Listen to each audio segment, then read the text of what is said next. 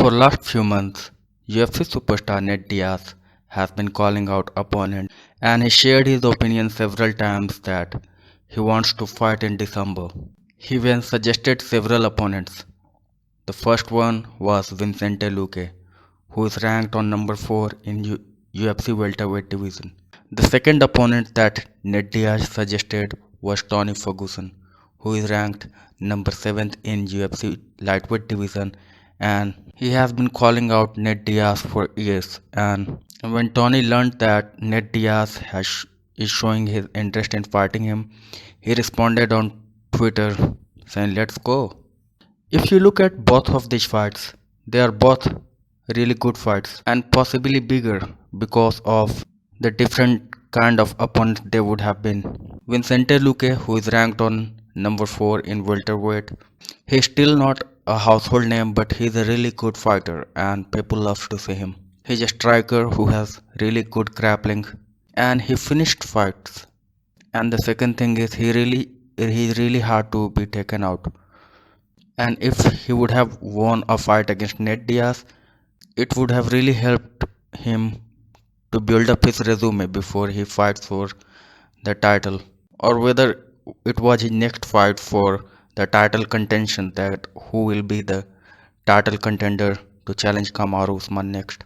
Tony Ferguson is a great fighter, fans love to see him, and even though he has lost his last 3 fights, but Tony Ferguson has done something that very rarely a fighter who is ranked in UFC top 5 in any division does that. He fought Charles Oliveira on 5 to 6 month a week camps.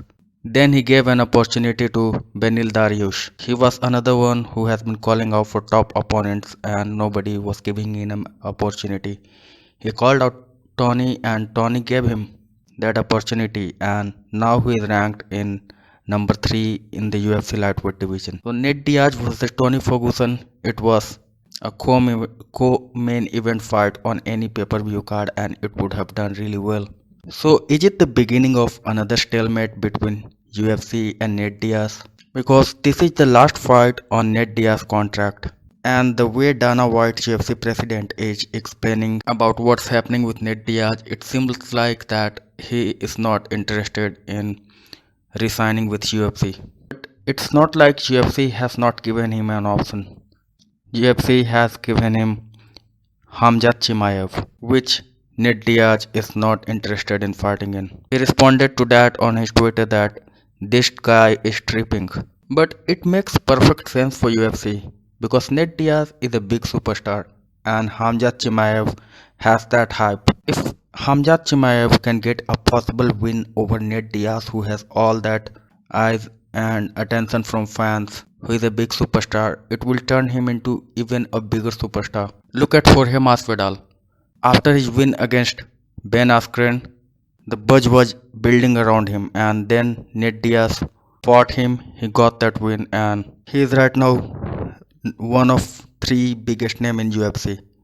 Conor McGregor, Ned Diaz and Jorge Masvidal. So it's logical for UFC. If you wanna go, then go. But fight this guy. Because going forward, they will have somebody already there, dominant, well-rounded and a big superstar. And you have to also see that for next year till December, Conor McGregor, who is arguably the MMA biggest superstar, is not available to fight.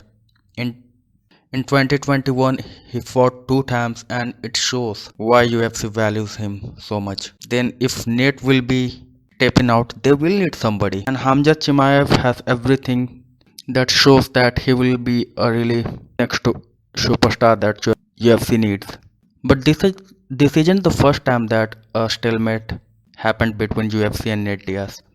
It happened after Conor McGregor fight. He has to take a layoff of 3 years.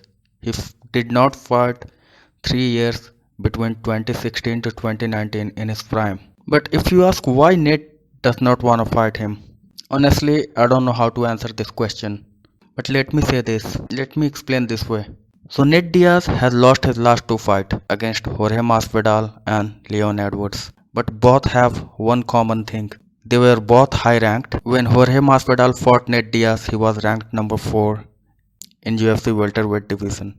and he got that title shot after that win. When Leon Edwards fought Nate Diaz, he was ranked on number 2 in UFC welterweight division. So even though he lost both of those fights ended with the question marks. Jorge Masvidal fight was, when it ended, it was due to doctor stoppage in the beginning of the fourth round. Nate Diaz has always maintained that Jorge Masvidal was about to quit. Against Leon Edwards was dominating Nate Diaz till he was hit by a straight on the face, and he spent his last 30 seconds trying to survive. So it's not about losing, it's who you lose against. Even after all the losses, people always said, man, Nate could have finished that fight if there was extra 50 seconds or more. And second thing, he lost against two really high ranked opponents. Jorge Masvidal is a beast and Leon Edwards is a technically sound striker with good wrestling background. And he still want to fight Vicente Luque because Nate Diaz know, even though he might not win the fight, if he is standing for the 5 rounds, and he almost always does, then he definitely will have his moments like he has against Leon Edwards, because he knows that as long as he is standing, he will always have that chance to create that moment of highlight that after that fight, people will not talk about his loss, they will talk about that special moment that he created in that fight for us. And if he wins that fight, it will show once again that Nate Diaz has always fought the best opponents, best fighters out there. Can you believe he fought Rory McDonald in his prime?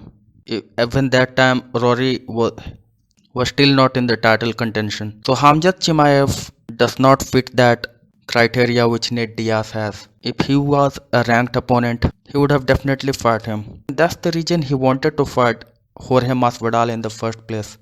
Because after his win against Anthony Pettis, when he came back after 3 years of layoff, he looked around him, and at that time Conor was not fighting and Jorge Masvidal was the fighter with the biggest name and the most hype, the eyes on him. So if that stalemate continues, he does not fight Khamzat Chimaev, then he might not fight for another 6 months or possibly not until he fights against Conor McGregor in the trilogy fights.